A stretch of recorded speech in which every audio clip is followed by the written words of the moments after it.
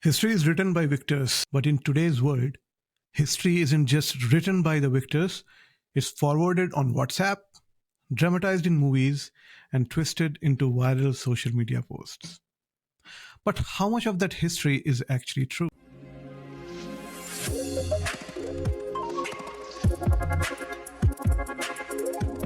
Hello and welcome to the Pashimlit Cast. I'm Manish, your host, and in today's episode, we are diving into an incredible book right here that tells the story of India. Not through myths, propaganda, or overly complicated textbooks, but in a way that's fun, engaging, and most importantly, fact based. This book we are reviewing today is the History of India for Children, Volume 1, written by Archana Garodia Gupta and Shruti Garodia. This is the first volume of two-part series that covers India's journey from the earliest civilization up to the Delhi Sultanate. If you are a parent looking to introduce your child to history, or if you are just a curious reader wondering what history really looked like beyond WhatsApp forwards and Bollywood interpretations, stick around. Okay, let's talk about what makes this book so special. So, unlike dry textbooks that make history feel like never-ending list of dates and names, this book takes a storytelling approach. It's like sitting around a campfire and listening to fascinating tales of kings, warriors, and civilizations that shaped India. It doesn't just tell you what happened, it also tells you why it happened and how it affected the people living at the time. And let's be honest, that's the part most history lessons miss. The authors Archana Garodia Gupta and Shruti Garodia have done a fantastic job of weaving together historical facts with fun anecdotes, quirky trivia, and even some mind blowing myths that people still believe today. There's so many examples I can give, but I think you have to get your hands on it, and then you will realize what I'm actually talking about. Okay, now let's address the elephant in the room.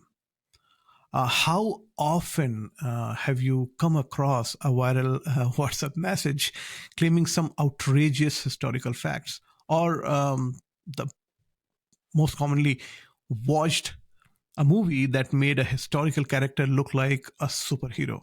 Here's the fun fact: a lot of the history we see in pop culture is actually highly exaggerated or even completely made up. Take, for example, the idea that ancient India was always united as one massive kingdom. In reality, India has always been land of many kingdoms, cultures, and rulers. It's more like a giant puzzle of different dynasties, each with its own fascinating story.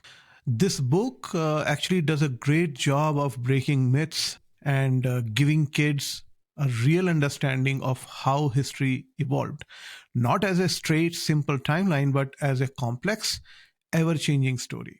Okay, so one thing I absolutely love about this book is how interactive it is. It includes fun fact sections that highlight bizarre, amusing, or surprising pieces of history.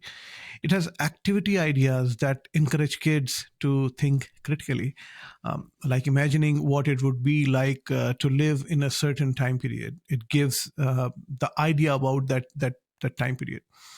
And the language, super easy to read, with a light, engaging tone that keeps readers hooked. If you have always thought history was boring, trust me, this book will change your mind. Of course, no book is perfect. While the History of India for Children does a brilliant job making history fun, some readers have pointed out that it would have been even better with more illustrations and colored photographs to help visualize key movements. Also, if you're looking for a deep dive into specific periods like in-depth analysis of modern empire, this book gives a broad overview rather than a detailed academic insights.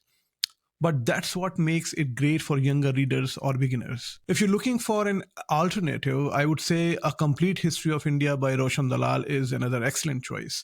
But that's more detailed and might feel overwhelming for younger readers. So now question is, who should read this book? What I think is parents and kids. That's one. So if you want to make history fun and engaging for children, this book is perfect. Beginners in history. So if you're just starting to explore Indian history, this book offers a fantastic introduction. Anyone curious about the truth, if you are ever questioned historical myths or wanted to separate fact from fiction, this book will be an eye opener. The History of India for Children, Volume 1, a must read for anyone who wants to understand India's past beyond WhatsApp messages and Bollywood films. And hey, if you read it, let me know what you think about it. Did any fact surprise you? Was there a myth you believed before this book busted? I would love to hear your thoughts. Just go in the comment section and you can just write it down there. That's it for today's episode of the Pashim Litcast. If you have enjoyed this recommendation of book, don't forget to subscribe and leave a review. Also, share this episode with someone who loves history or even someone who does not love histories that much. Maybe this book will change their mind. Until next time, keep questioning, keep exploring, and remember, history isn't just about the past, it's shape our future too. So keep watching the Pashim Litcast. So if you're here in our podcast for first time, please subscribe that channel, and we will be keep bringing episode like this. Till then, take care of yourself. Namaskar.